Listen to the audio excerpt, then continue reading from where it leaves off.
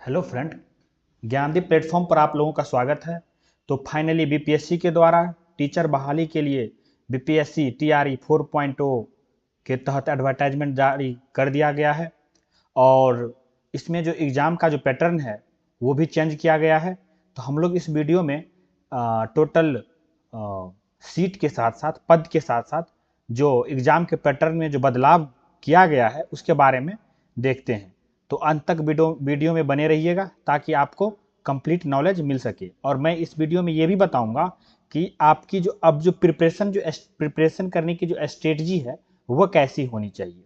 ठीक है, तो सबसे पहले प्राथमिक विद्यालय की जो मूल कोटि वर्ग 1 से 5 तक के विद्यालय अध्यापक के लिए जो है वो 3847 पद है। तो जो भी बच्चे 1 से 5 क्लास 1 से क्लास 5 तक के लिए एलिजिबल होंगे उन लोगों के लिए सिर्फ 3847 पद ही है। और सब्जेक्ट वाइज नीचे दिया हुआ है जो कि आप देख सकते हैं। सामान्य के लिए उर्दू बांग्ला तो कुल जो है यहाँ पे 3847 पोस्ट है। उसके बाद मध्य विद्यालय वर्ग 6 से लेकर 8 तक के अध्यापकों के लिए जो है वो 8563 पोस्ट है। और इसमें भी जो है अलग अलग सब्जेक्ट का जो पोस्ट है वो दे रखा है यहाँ पे, गणित एवं विज्ञान, सामाजिक विज्ञान, हिंदी। तो ये जो है दे रखा है। हम लोग इस पे ज़्यादा टाइम नहीं देंगे, टाइम हम लोग ज़्यादा देंगे सिलेबस जो चेंज हुआ है उस पर। माध्यमिक विद्यालय जो कि वर्ग 9 से 10 के लिए है, उन लोगों का जो है वो आपका 3877 पोस्ट दी गई है उन लोगों के लिए। और सब्जेक्ट वाइज भी जो है नीचे में वैकेंसियाँ दे रखी है और इसमें बहुत सारे वैकेंसी बैकलॉग भी है। तो ये आप लोगों के लिए एक तरीका से पॉजिटिव चीज़ें हो गई। अच्छा, उच्च माध्यमिक विद्यालय मतलब वर्ग 11 और 12 के विद्यालय के अध्यापकों के लिए टोटल 16,000 वैकेंसियाँ हैं। तो अगर देखा जाए इस एडवर्टाइजमेंट में तो जो वर्ग 11 और 12 के अध्यापक के लिए जो है मैक्सिमम इसी में है 16,000 वैकेंसी के आसपास। और नीचे आपको जो है सब्जेक्ट वाइज विषय वाइज जो है वैकेंसियां दे रखी है। अब बात आती है, तो ये टोटल जो है सब्जेक्ट वाइज आपका वैकेंसी का डिटेल्स है और नीचे में हर एक वैकेंसी के डिटेल के नीचे सैलरी भी दे रखी है कि उसका प्रतिमाह सैलरी कितनी होगी। बाद बाकी अब आप लोगों को इसमें बहुत सारी चीज़ें पता होगी। क्या पता होगी कि नियुक्ति की प्रक्रिया कैसी होगी, कौन कौन बच्चे फॉर्म अप्लाई कर सकते हैं, कौन कौन नहीं कर सकते हैं, नहीं मिनिमम क्वालिफिकेशन क्या है, नहीं ये सारी चीज़ें आप लोगों को पता होगी। लेकिन यहाँ जो इस बार जो मेन चेंजेज है वो है आपका सिलेबस में। किस में चेंजेज है? सिलेबस में चेंजेज है। तो हम लोग सिलेबस पे ही फोकस करते हैं। तो हमारा सिलेबस अगर देखा जाए तो यहाँ पे देखिए चयन की जो प्रक्रिया है उस पर हम लोग फोकस करते हैं। तो चयन का प्रक्रिया कैसे रहने वाला है? तो अब जो है आपको 2 स्टेज में एग्जाम लिया जाएगा। कितने स्टेज में लिया जाएगा? 2 स्टेज में। फर्स्ट प्रारंभिक और दूसरा आपका मेंस, मतलब पीटी और मेंस वाला कंसेप्ट जो है यहाँ पे भी लेकर आया है कौन? बीपीएससी। प्रारंभिक परीक्षा कैसी होगी? तो प्रारंभिक प्रतियोगिता परीक्षा जो है उसमें आपको सामान्य अध्ययन विषय से ही क्वेश्चन पूछा जाएगा। अब सामान्य अध्ययन विषय देखना पड़ेगा कि कौन कौन से सब्जेक्ट जो है इसके अंतर्गत आएगा। टोटल जो अंक है आपका 150 का रहेगा। कुल अंक कितना रहेगा? 150 का रहेगा और 2 घंटे की एग्जाम होगी। ठीक है, मतलब आपको 2 घंटे में मतलब 120 मिनट में 150 क्वेश्चन सॉल्व करने पड़ेंगे। 120 मिनट में कितने क्वेश्चन सॉल्व करने पड़ेंगे? 150 क्वेश्चन सॉल्व करने पड़ेंगे। आप इस हिसाब से देख सकते हैं कि आपको एक क्वेश्चन सॉल्व करने के लिए कितने मिनट या कितने सेकेंड जो है समय देना है। इसको आप 60 से गुना कर दीजिए। आप 15 चौके 60, तो 12 तिया 36, 12 चौक 48, तो 48 सेकेंड के आसपास आपको एक क्वेश्चन सॉल्व करने के लिए टाइम दिया जाएगा। ठीक है, एक जो सबसे महत्वपूर्ण जो बदलाव किया गया है वो है नकारात्मक अंकन, मतलब निगेटिव मार्किंग का। निगेटिव मार्किंग कहने का मतलब कि निगेटिव मार्किंग भी जो होगा वो 1/3 होगा। 1/3 होगा निगेटिव मार्किंग। जैसे कि मान लीजिए आपने 4 क्वेश्चन बनाया। कितने क्वेश्चन बनाया? 4 क्वेश्चन। मान लेते हैं कि आपने 4 क्वेश्चन बनाया, 4 क्वेश्चन सॉल्व किया। इसमें से 3 क्वेश्चन आपके गलत हो गए और एक क्वेश्चन आपका सही है। तो ये जो एक क्वेश्चन आपका सही है इसको भी 0 मान लिया जाएगा या ये भी मार्क आपके काट लिए जाएंगे। क्यों? क्योंकि ये जो आपने 3 क्वेश्चन जो गलत किया, जो क्वेश्चन आपको नहीं आ रहा था, आपने जबरदस्ती अटेम्प्ट किया, जिसके कारण आपके ये क्वेश्चन गलत हो गए, तो उसके पनिशमेंट के रूप में आपको एक जो सही क्वेश्चन जो है वो काट लिया जाएगा। इसी का मतलब हो गया आपका 1/3 नेगेटिव मार्किंग। मतलब अगर मान लीजिए 4 क्वेश्चन सॉल्व किए, 3 आपका गलत है, 1 सही है, तो ले देकर हो गया 0। नहीं, तो नेगेटिव मार्किंग का जो है कंसेप्ट जो है एग्जाम में लेकर आया गया है बीपीएससी के द्वारा। एक चीज और जो है, एक बदलाव और है। एक बदलाव और क्या है कि टोटल आपके पास 5 ऑप्शंस रहेंगे। कितने ऑप्शंस रहेंगे? 5 विकल्प रहेंगे, ए बी सी डी और एक ई भी रहेगा। अब ए बी सी डी इसमें तो आपके ऑप्शन दिए रहेंगे नहीं, जैसे कि मान लेते हैं कोई भी क्वेश्चन अगर आप ले लोगे कि मान लेते हैं कि भारत की राजधानी कहाँ है, तो ऑप्शन ए हो गया दिल्ली, बी हो गया गुजरात, सी हो गया आपका महाराष्ट्र मतलब मुंबई, डी हो गया हैदराबाद, और एक ऑप्शन ई भी रहेगा। मान लीजिए आपको पता नहीं है, आपको पता नहीं है कि भारत की राजधानी कहाँ है, तो आप क्या करेंगे? कुछ नहीं टिक करेंगे। लेकिन इस केस में आपको ई ऑप्शन टिक करना पड़ेगा। अगर कुछ नहीं पता है, अगर आप मान लीजिए आप क्वेश्चन नहीं पता है, तो आप क्वेश्चन ऐसे छोड़ नहीं सकते हैं। आपका जो वहां पे जो ई जो रहेगा, ई ऑप्शन ओएमआर सीट में, उसको गोल गोल गोल गोल गोल गोल घुमाकर रंगना पड़ेगा। समझ गए? मतलब आपको 150 में से 150 गोला रंगना पड़ेगा। वहां पे जो ओएमआर सीट जो है, ओएमआर सीट में जब आपका जो 1 2 3 4 5 ऐसे करके रहेगा और यहाँ पे जो है खाली स्थान रहता है 4, तो उसमें क्या करना है? 150 में से 150 को जो है क्या है कि रंगना पड़ेगा। जिसका नहीं पता है, जिस क्वेश्चन का आंसर नहीं पता है, उस केस में आपको जो है ई वाला ऑप्शन को रंगना पड़ेगा। यही चीज दिया हुआ है कि देख रहे हैं क्या लिखा हुआ है? प्रत्येक प्रश्न के 5 विकल्प प्रदान किए जाएंगे। अभ्यर्थियों को एक सही उत्तर ए बी सी या डी में से एक विकल्प का चयन कर उत्तर पत्रक में अंकित करना है। मतलब ए बी सी और डी, ये जो 4 ऑप्शन है, यही 4 ऑप्शन में कोई एक आपका आंसर होगा। ठीक है, ई वाला आंसर कब होगा? जब ये चारों में से आपको पता ही नहीं चल पा रहा है, अगर आप नहीं सॉल्व कर पा रहे तब आप ई टिक करेंगे। आगे हम लोग पढ़ते हैं, यदि अभ्यर्थी प्रश्न का उत्तर नहीं देना चाहते हैं तो विकल्प ई। नहीं देना चाहते, क्यों चाहेगा कि हम आंसर नहीं दें? मेन है कि आपको नहीं आता रहेगा तब आप नहीं दीजिएगा। अगर मान लीजिए आ रहा है फिर आप चाहिएगा कि हम आंसर नहीं दें, तब तो आप ऑब्वियसली दीजिएगा। नहीं आ रहा है तो क्या करेंगे? ऑप्शन विकल्प ई को चयन करेंगे और उसको रंगेंगे। किसी भी स्थिति में प्रत्येक प्रश्न के लिए केवल एक उत्तर चुनना है। हाँ, ऐसा नहीं है कि ए भी रंग दिए, बी भी रंग दिए, सब रंग दिए, कोई नहीं कोई एगो नहीं तो एगो तो सही होगा ही। ये मत सोचना कि मान लो option A B C D सबको रंग देते हैं। क्यों? क्योंकि कोई ना कोई तो सही होगा ही, ए बी सी डी चारों में से कोई ना कोई सही होगा। हाँ, नहीं हुआ तो ये तो रंग दिए हैं, मतलब 5 रंग दिए। ऐसा मत करना, नहीं तो एकदम नेगेटिव काट लेगा।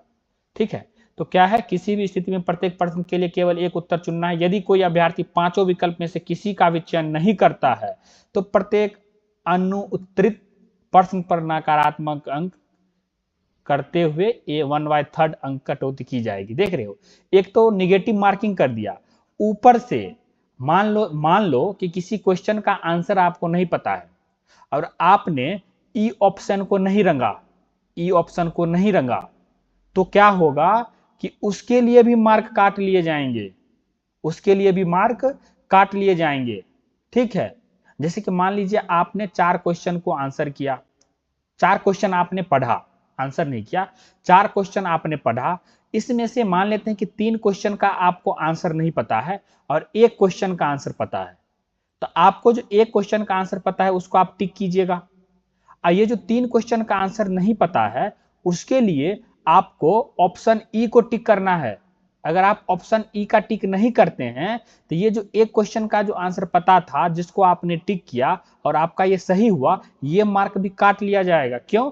क्योंकि ये जो 3 नहीं पता था इसमें आपको ई ऑप्शन टिक करना था। समझ गए? तो ये 3-4 चीजें यहाँ पे बदलाव हुई है। अब बात करते हैं कि प्रारंभिक परीक्षा के जो बात कही जा रही है उसमें उसका सिलेबस क्या है। तो प्रारंभिक परीक्षा जो लिया जाएगा मतलब पीटी, उसमें सामान्य विज्ञान रहेगा, राष्ट्रीय तथा अंतरराष्ट्रीय महत्व की समय सामयिक घटनाएं, टोटल मिलाकर इंटरनेशनल और नेशनल करंट अफेयर कह लो। ठीक है, भारत का इतिहास, भारत का इतिहास तो अगर देखा जाए तो करोड़ों वर्ष का है, तो कहां से पढ़े हम, तो ये भी हम लोग समझेंगे अभी कहां से पढ़े। हाँ, सामान्य विज्ञान कहाँ से पढ़ें, राष्ट्रीय तथा अंतर्राष्ट्रीय महत्व की समय समय की घटना कहाँ से पढ़ें, भारत का इतिहास कहाँ से पढ़ें, बिहार के इतिहास का जो है प्रमुख विशेषताएं, भारत के इतिहास तथा बिहार के इतिहास की प्रमुख विशेषताएं के बारे में बात लिखा हुआ है कि भारत के इतिहास की क्या विशेषता है, बिहार के इतिहास की क्या विशेषता है। सामान्य भूगोल, आपको एडवांस ज्योग्राफी नहीं, आपको जो है जनरल ज्योग्राफी पता होनी चाहिए। बिहार की जो प्रमुख भौगोलिक प्रभाग है तथा यहाँ की जो महत्वपूर्ण नदियां हैं उनके बारे में आपको पता होनी चाहिए। भारत की जो राज्य व्यवस्था है और आर्थिक व्यवस्था जो है, टोटल मिलाकर ये जो है पॉलिटी और इकोनॉमी दोनों का बात कर रहा है, इन दोनों के बारे में आपको पता होना चाहिए भारत का। साथ ही साथ आजादी के बाद बिहार की अर्थव्यवस्था की प्रमुख परिवर्तन, मतलब जब से हम लोग आजाद हुए हैं उसके बाद बिहार के अर्थव्यवस्था में क्या चेंजेज आई है ये भी आपको पता होना चाहिए। मतलब ये सारे टॉपिक दे रखा है, ठीक है, जिससे पीटी में क्वेश्चन पूछा जाएगा। उसके बाद भारत का राष्ट्रीय आंदोलन तथा इसमें बिहार का योगदान। तो भारत का जो राष्ट्रीय आंदोलन है, इसका कहने का मतलब ये हो गया, जो जब हम लोग अंग्रेज के गुलाम थे तो उस वक्त जो हम लोग आंदोलन कर रहे थे भारत को स्वतंत्र करने के लिए, उसके बारे में आपको पढ़ना है। साथ ही साथ उस आंदोलन में बिहार का क्या योगदान रहा इसके बारे में भी पढ़ना है आपको। और सामान्य मानसिक योग्यता, मतलब ये हो सकता है ये आपका रीजनिंग का हो या फिर मैथ भी पूछ सकता है। नहीं तो ये आपका पीटी का सिलेबस है। ये किसका सिलेबस है? पीटी का सिलेबस है, ठीक है। अब मेंस में क्या होगा? तो मेंस में जो है, जो आप जो पुराने पैटर्न पर एग्जाम दे रहे थे तो वही चीज मेंस में है। मुख्य परीक्षा में क्या है? तो मुख्य परीक्षा में जो है आपका अगर देखा जाए तो सेम पुराना वाला 150 क्वेश्चन पूछे जाएंगे। 30 क्वेश्चन आपका जो है इससे लैंग्वेज पेपर से रहेगा और 120 क्वेश्चन जो है आपका किससे रहेगा? सामान्य ज्ञान से रहेगा। और ये जो एग्जाम का जो पीरियड है वो 2 घंटा 30 मिनट का है। पीटी होगा 2 घंटा का ही, लेकिन मेंस होगा 2 घंटा 30 मिनट, मतलब 2 घंटा 30 मिनट में 150 क्वेश्चन का सॉल्व करना है। लेकिन पीटी में 2 घंटा में ही 150 क्वेश्चन सॉल्व करना है, ठीक है। हाँ, यहाँ भी सिलेबस दे रखा है। अगर आप बात करें प्राथमिक विद्यालय के टीचर के लिए, मतलब कक्षा 1 से 5, तो इसमें भी दे रखा है कि जो भाषा का जो भाषा वाला लैंग्वेज पेपर जो है उसमें अंग्रेजी, हिंदी, उर्दू, बंगला हो सकता है। जिसको जो ऑप्शन, जो बच्चे जो भी सिलेक्ट करना चाहेंगे वो सिलेक्ट कर सकते हैं। भाग 1 में जो कि 30 नंबर वाला चीज है, ये जो 30 नंबर वाला है वो, और ये जो भाग 2 है मतलब 120 नंबर वाला भाग 2, इसमें क्या होगा? प्राथमिक गणित होगा, मानसिक क्षमता परीक्षण होगा, सामान्य जागरूकता, सामान्य विज्ञान, सामाजिक विज्ञान, भारतीय राष्ट्रीय आंदोलन, भूगोल और पर्यावरण शामिल रहेंगे। तो बेसिकली इसमें से कुछ टॉपिक जो है वो आपका पीटी और मेंस में जो है सेम है, जैसे कि सामान्य विज्ञान, उसके बाद भारतीय राष्ट्रीय आंदोलन, सामाजिक विज्ञान भी कह सकते हो, नहीं भूगोल हो गया। तो ये सारे टॉपिक जो है कॉमन हो जाएंगे, ठीक है। तो वो था आपका कक्षा 1 से 5 तक के लिए। अगर कक्षा 6 और 8 के लिए देखें तो इसमें भी 150 क्वेश्चन है, 2 घंटा 30 मिनट का एग्जाम यहाँ भी होगा, 30 नंबर का लैंग्वेज पेपर, 40। आप देखिए इसमें क्या है, भाग 2 को इसमें 3 भाग में बांटा गया है। भाग 1 में 30 क्वेश्चन, भाग 2 में 40 क्वेश्चन, भाग 3 में 80 क्वेश्चन। तो भाग 1 तो लैंग्वेज पेपर हो गया। तो भाग 2 में क्या रहेगा? तो भाग 2 में यहाँ पे भाग 2 में क्या रहेगा? सामान्य अध्ययन के लिए प्राथमिक गणित, सामान्य जागरूकता, सामान्य विज्ञान, भारतीय राष्ट्रीय आंदोलन एवं भूगोल। और भाग 3 में क्या रहेगा? तो भाग 3 विषय पत्र के लिए जो है उम्मीदवारों द्वारा इन पत्रों में से किसी एक पत्र को चुनाव करना होगा, मतलब किसी एक सब्जेक्ट, या तो गणित या विज्ञान का कर सकते हैं, सामाजिक विज्ञान, हिंदी, उर्दू, संस्कृत और अंग्रेजी, इन सारे सब्जेक्ट में से किसी एक सब्जेक्ट को आप चूज करेंगे, जिससे आपको 80 क्वेश्चन पूछे जाएंगे। कितना? 80 क्वेश्चन। ये तो 40 वाला हो गया, ठीक है। सेक्शन की सिलेक्शन की प्रोसेस वगैरह भी दे रखा है थोड़ा सा। इसी प्रकार अगर देखा जाए तो वर्ग 9-10 के लिए यहाँ भी तीन भाग में क्वेश्चन दिया रहेगा। क्वेश्चन तो होगा 150 ही।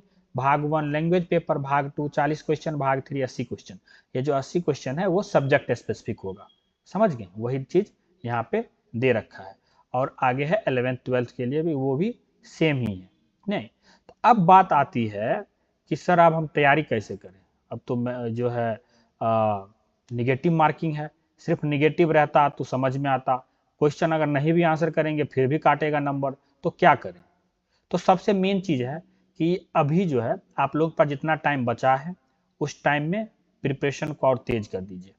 कैसे तेज करें, मैं 1 मिनट थोड़ा सा लास्ट पेज पर जाने दीजिए। हाँ ठीक है, तो अब क्या करें सर, क्या करें। तो अब घबराना नहीं है, सबसे पहले क्या करना है कि घबराना नहीं है, ठीक है, क्योंकि घबराने से कुछ होगा नहीं, ठीक है। तो घबराना नहीं है। अब देखना है कि ये जो सिलेबस दे रखा है, सिलेबस में तो सिलेबस तो नहीं कह सकते, टॉपिक पूरा डिटेल टॉपिक नहीं दे रखा है, मेन मेन टॉपिक जो दे रखा है उसमें से किस किस टॉपिक पे आपका कमांड है अभी। तो हम जहां तक समझ पा रहे हैं आप लोगों को साइंस वाला टॉपिक पे कमांड होगा। करंट अफेयर आप पढ़ ही रहे होंगे अभी तक, तो करंट अफेयर में भी कमांड होगा। मेन जो चीज हो जाती है वो हो जाती है आपका बिहार स्पेसिफिक करंट इतिहास, और भारत का जो है इतिहास, भारत का इतिहास, बिहार स्पेसिफिक इतिहास और भूगोल भी। हालांकि ये सारी चीजें आप लोग पढ़े होंगे, लेकिन इसमें क्या है आप लोगों को थोड़ा सा और डिटेल में पढ़ना है। नहीं, बिहार स्पेसिफिक इतिहास, भारत का इतिहास,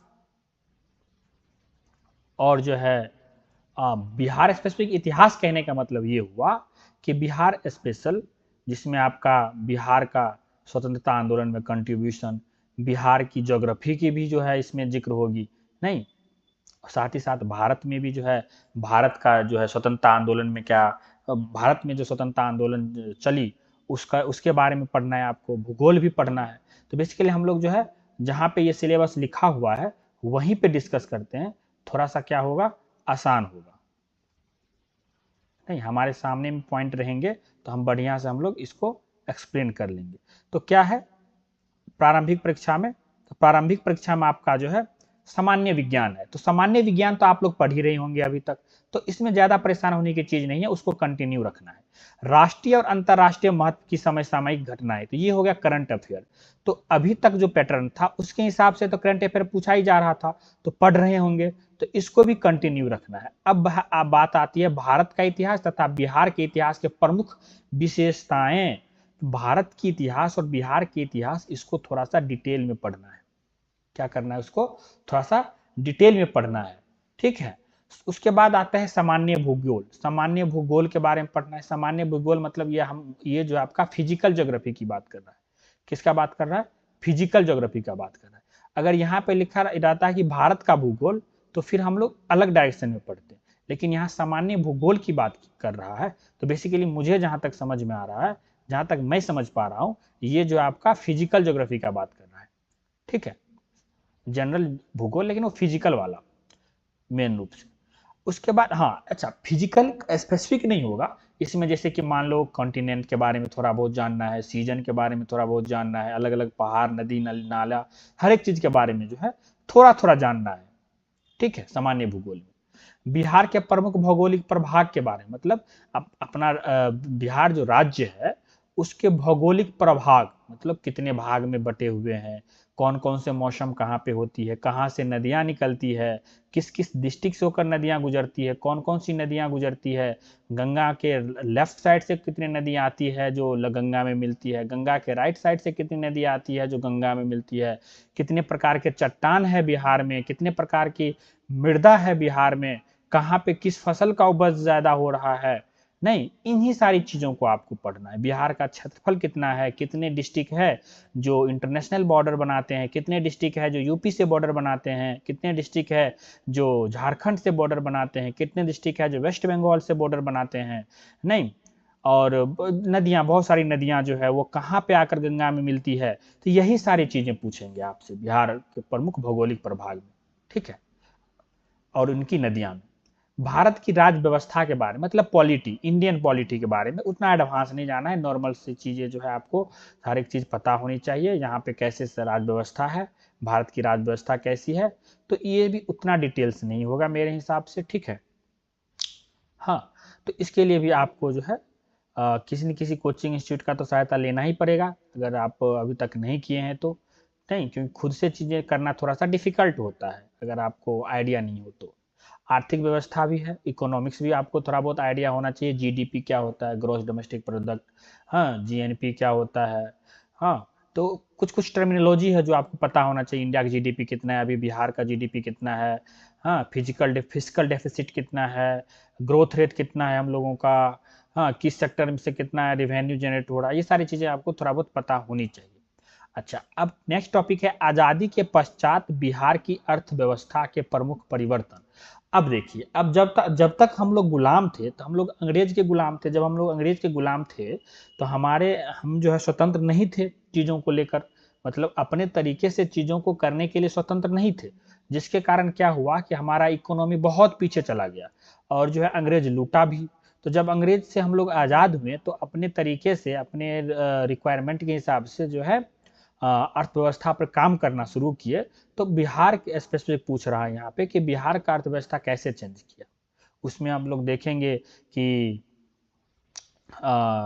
कितने फैक्ट्रीज वगैरह कहाँ कहाँ पे है, कहाँ से किस चीज़ का प्रोडक्शन होता है, नहीं, कहाँ पे सीमेंट फैक्ट्री भी है बहुत सारा बिहार में, वो चीज़ों उन चीज़ों के बारे में देखेंगे। कहाँ से जो खनिज पदार्थ कहाँ से निकलता है, साथ ही साथ जो है एग्रीकल्चर तो मेन है, तो एग्रीकल्चर के बारे में देखेंगे कि किस डिस्ट्रिक्ट से कितना कौन सी अनाज का प्रोडक्शन होता है, तो ये सारी चीज़ें हो गई। उसके बाद क्या है, भारत का राष्ट्रीय आंदोलन, मतलब ये हो गया आपका कि जब हम लोग गुलाम थे, तो हम लोग जो भारत ऑल इंडिया लेवल पे जो आंदोलन करते थे, उन सारी चीज़ों के बारे में आपको पता होना चाहिए। जैसे कि अगर देखा जाए तो असहयोग आंदोलन हो गया, सविनय अवज्ञा आंदोलन हो गया, भारत छोड़ो आंदोलन हो गया, ये तो मेन चीज़ें हो गई। इसके साथ भी बहुत सारे आंदोलन हुए थे, तथा इसमें बिहार का क्या योगदान रहा, ये भी आपको जो है पता होना चाहिए। और उसके साथ साथ सामान्य मानसिक योग्यता, तो ये सारी चीज़ें जो है आपका प्रारंभिक परीक्षा का सिलेबस है।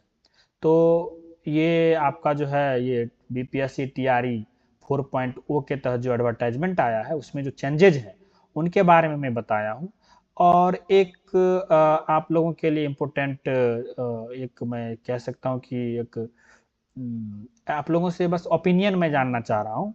मैं सोच रहा हूँ कि मैं किसी एक सब्जेक्ट का जो वीडियो है, वो मैं अपने तरीका से पॉइंट वाइज हर एक टॉपिक का नोट्स के रूप में आपको पीडीएफ प्रोवाइड करते हुए, और उसको मैं एक्सप्लेन करते हुए हर एक दिन या हर एक 2-3 दिन में एक वीडियो 1 घंटा 1.5 घंटा का लाऊं यूट्यूब पे।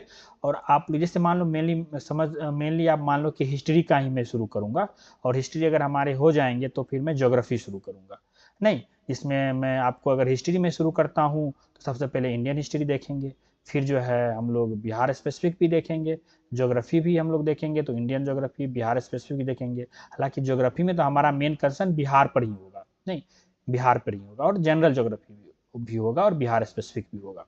नहीं, तो अगर आप लोग चाहते हैं कि मैं यूट्यूब पे आप लोगों के लिए 1 आध घंटा का जो है वीडियो अपने तरीके से समझाते हुए इतिहास को एकदम सिलसिलेवार तरीका से एक प्रॉपर वे में, ऐसा नहीं है कि आज इस टॉपिक से बनाए वीडियो कल उस टॉपिक से, ऐसा नहीं, एक प्रॉपर वे में अगर लेकर आऊँ तो आप लोग कमेंट एक बार कर सकते हैं, ताकि मुझे भी पता चले कि कितने लोग इंटरेस्टेड हैं। ठीक है, तो मिलते हैं नेक्स्ट वीडियो में। और अगर आप लोगों को किसी प्रकार की इसमें कहीं भी कुछ भी अगर ऑब्जेक्शन है तो आप लोग कमेंट करिए, पूछिए, तो मैं उसको सॉल्व करूंगा। ठीक है, बाद में किसी तरीका से आप अपना लार प्यार इस चैनल को दीजिए। तो मिलते हैं नेक्स्ट वीडियो में, तब तक के लिए जय हिंद।